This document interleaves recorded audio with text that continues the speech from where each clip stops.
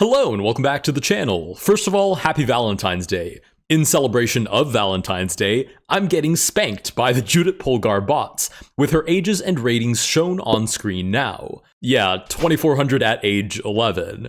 So I'm not even sure what the goal is, probably just to survive as long as I can. Let's get started with game number 1. Alright, game number 1, we're playing against Judit at age 6. I normally alternate colors, white then black, then white then black. Considering the challenge up ahead, I'm going to give myself the white pieces for all of the games and pray that that changes absolutely anything. But we should still have this first game in the bag.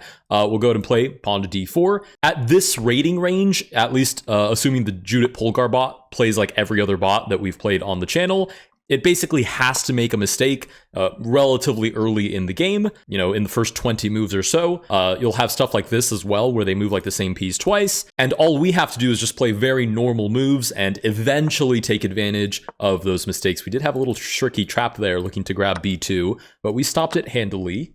We get c5 targeting the center. I'm just going to focus on castling my king.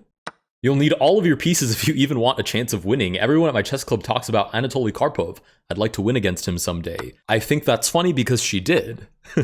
All right, we get pawn to g6. We'll go ahead and castle the king out of the way. And we do get pawn to e5. Now, funny enough, Judit, I guess, hasn't made any egregious mistakes. It's been more so like an accumulation of little tiny errors. So those accumulated errors, as you can see, have led to me being ahead on development, already castled out of the way. Meanwhile, her most developed piece is the single queen, and the king is still in the center, 2 tempi away from actually being able to castle to safety. Despite this, I believe, rather objective analysis of the position, Judit counters with, if you cannot see my motives here, you have already lost.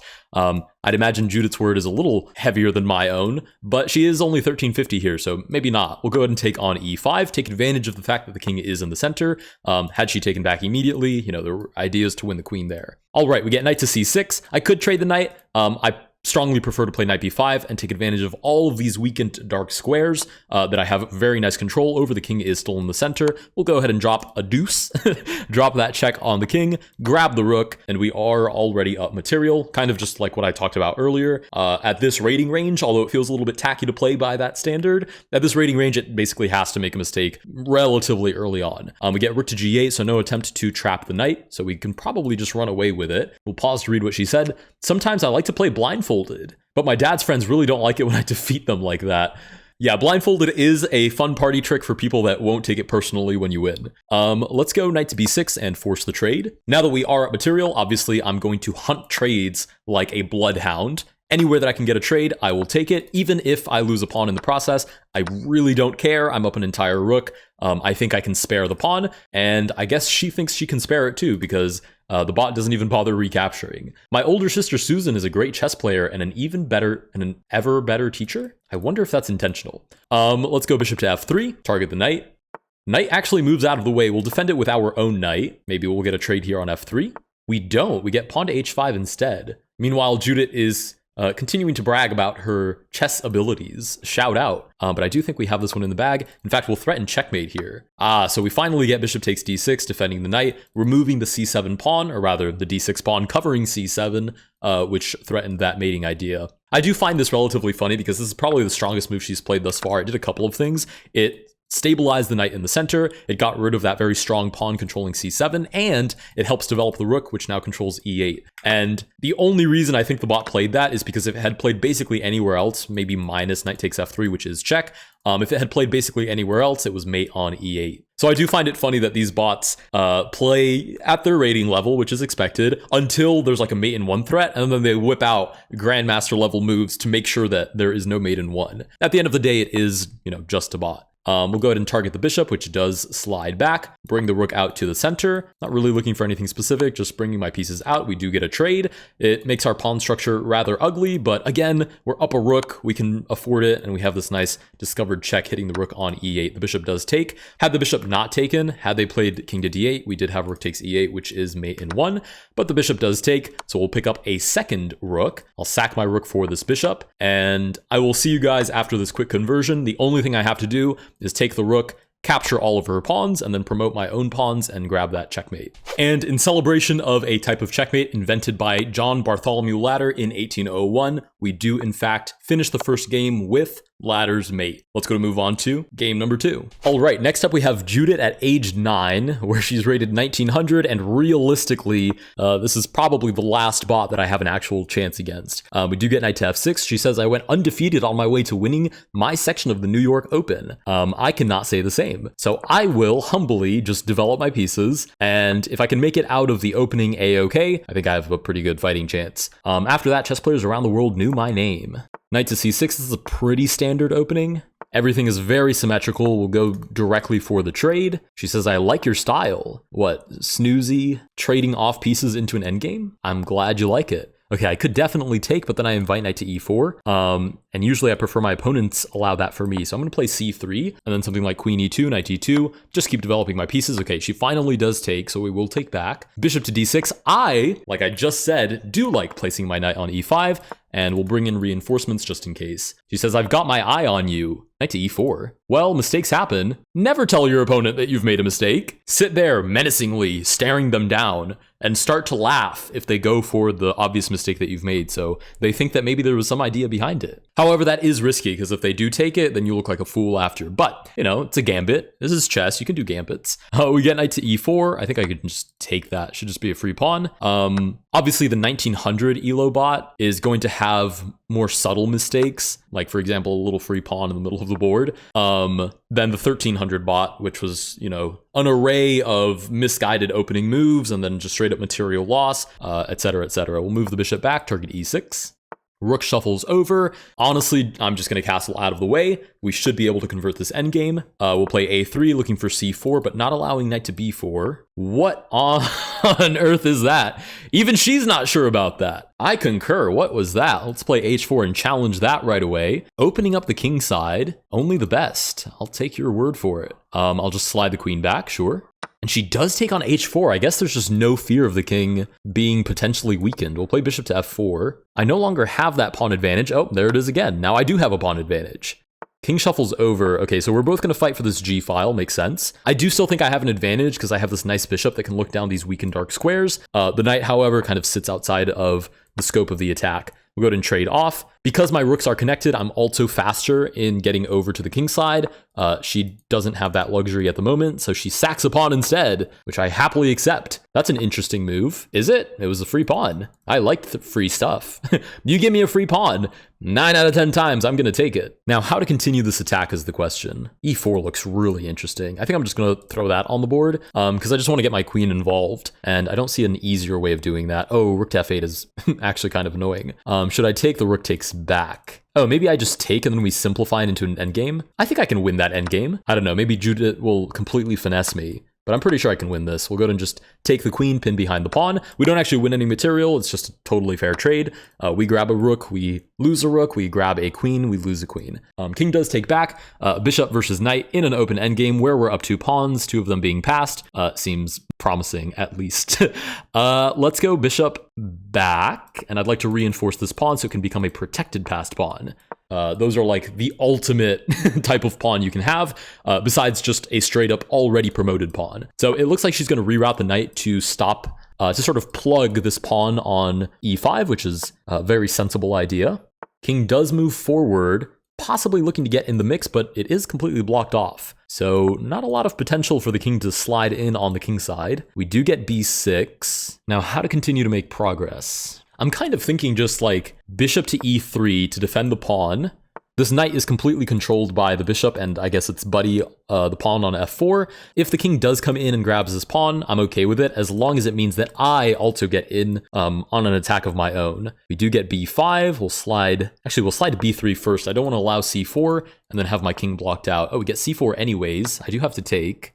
Pawn does take back. I'm thinking a4, so if we ever get a5, it's just a lost pawn. All right, the king slides up instead. This is very ugly, but I do think I have to come and defend this pawn.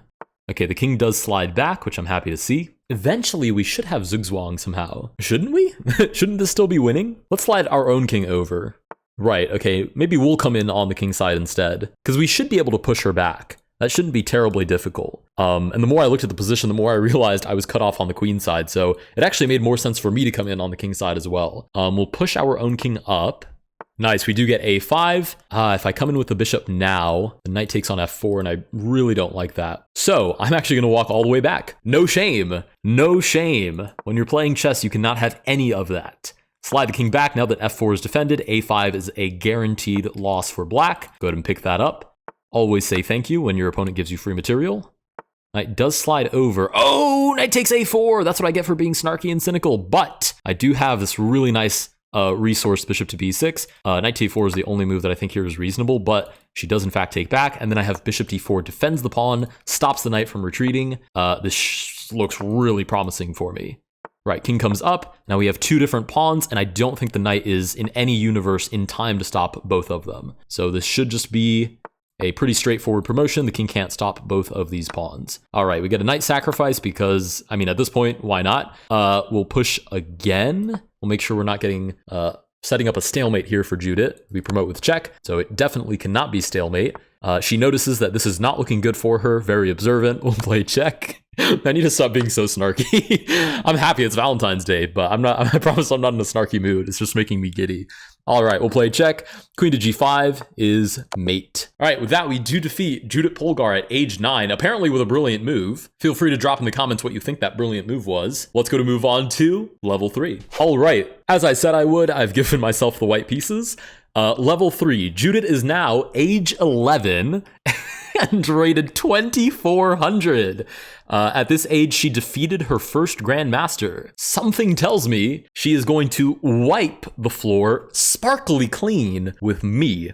Doesn't mean I won't give it my best effort, but I'm gonna have to play very concrete chess and come into this very humble and ready to literally get disintegrated into many little particles. I'm gonna get Thanos snapped out of this game. But first, a game with you. Good luck. I'm going to need all that I can get. We do face a King's Indian. We get, just an Indian game, I guess. We get pawn to h6. If she plays a crazy line, I'm probably not going to last very long. Okay, we do get a crazy line. We'll drop the bishop back.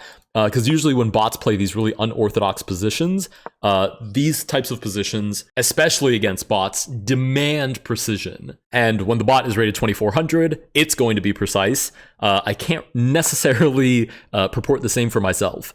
Maybe if I close up the center, I can simplify the position a little bit.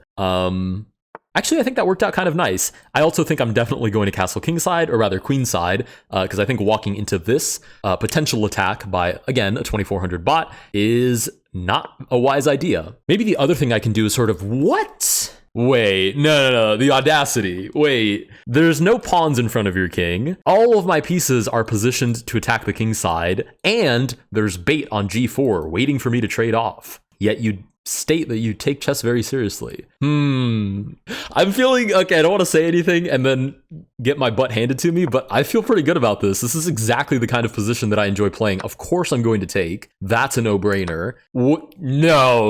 No, wait, this is so embarrassing if I lose this. We have the open file, we have the battery. There's nobody there, there's nobody home. All right, it's the knight and the king, basically. I guess if I play check, there's just like king g7, and then I allow more pieces to slide over. So maybe I don't give check yet. Maybe I just play like bishop g, or rather bishop g, but I'm thinking ahead. Bishop h4, 2 g5, or is that just like way too slow? Because I'm thinking she kind of has to play king g7. Also, she's talking big game. Do I want it all? Yes. Am I capable of achieving that? Also, yes. You have to respect the self-belief. I mean, even in real life, relentless self-belief is not the worst quality you could have. Okay, so what I'm thinking about is bishop to h4, because king g7 is the obvious idea here, having to get more pieces into the attack. The back rank is the easiest way to do that. So if I know her king has to come forward to get, a reasonable number of pieces involved, maybe I take advantage of that. So like bishop to h4, king g7, bishop g5, but then rook h8 just covers everything. Okay, I'm actually going to castle first, and maybe I can make the argument over the board, of course, that I can bring more pieces than she can.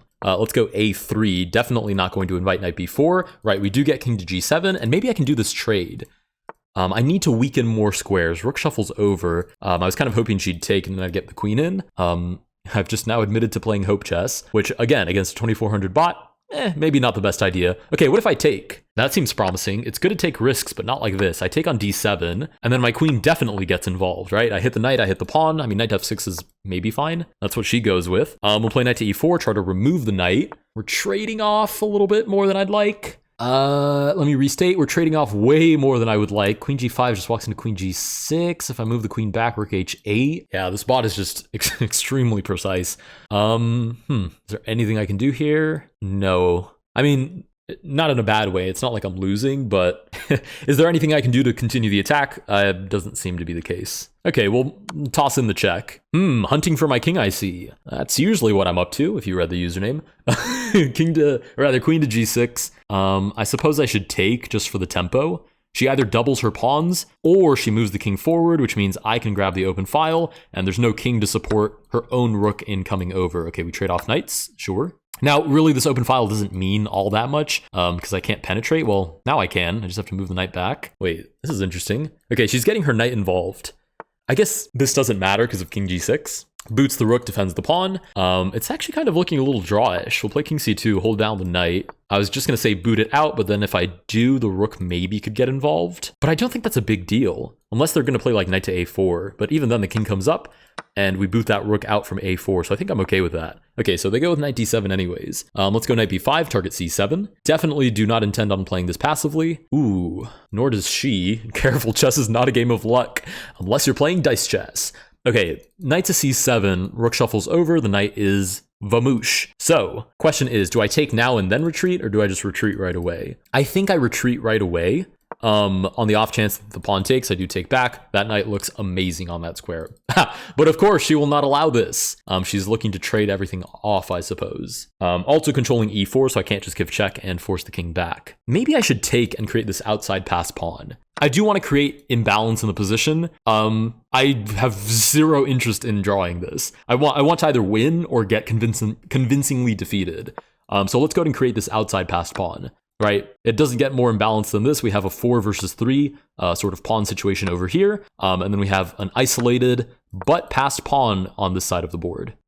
Right, rook comes to defend. I guess we just march the king forward, defend ourselves. Pawn comes forward. Can I offer this trade? Rook shuffles over, g3. Ew.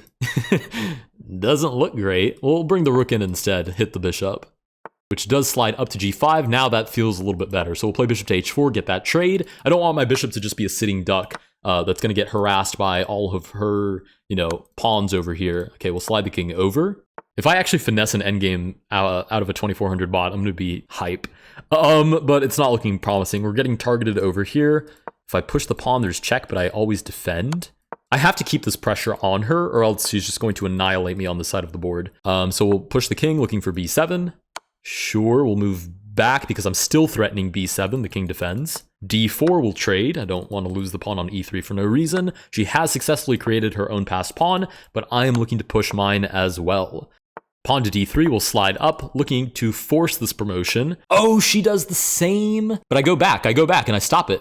Is this fine? King to d3, I promote. Good for you. Let's see if you can hang on to it. Oh, okay. Well, that was salty because she knew she was going to take it. And I think I'm lost here, right? Because even though this is fair, and that's frankly as far as my reasoning went, that it would be a fair trade, her king is knocking next door, literally a neighbor to my weakened pawns, and my king is off in what one can only imagine is deep Siberian Russia. We'll try and march our way back just to say that we did. We have to give this up. We'll go for this little trade. Doesn't do much because the king is right there. Playing grab butt with our pawn on f3, which we push, but to no avail. It runs directly into a brick wall, and now our king looks a little bit silly, way out. She says, I like my chances here. You know what? I like your chances too. I would bet on you if I was doing so. Okay, king slides over. Maybe we cheek a funky draw. Funky draw, please. Right, we get forced out, and this is resignable, but we'll play it out till checkmate. All right, with that, we do, in fact, surprisingly get annihilated by a 2400 bot. I would play the higher rating bots, but it would pretty much be similar to this. Just the bot would play even more precisely. I think this is the first time ever I have only gotten as far as the third bot. And frankly, as far as the second bot, the third bot kicked my butt. If you guys did enjoy this video, please consider liking and subscribing. If you guys have played the Judit bots, I'm very curious if there are any like hidden Easter eggs where you can actually beat these higher rated bots, or if they're just going to aggressively crush you in every game. I will link this down in the first link in the description down below so you guys can check it out. Thank you guys so much for watching, and I will see you guys in the next one.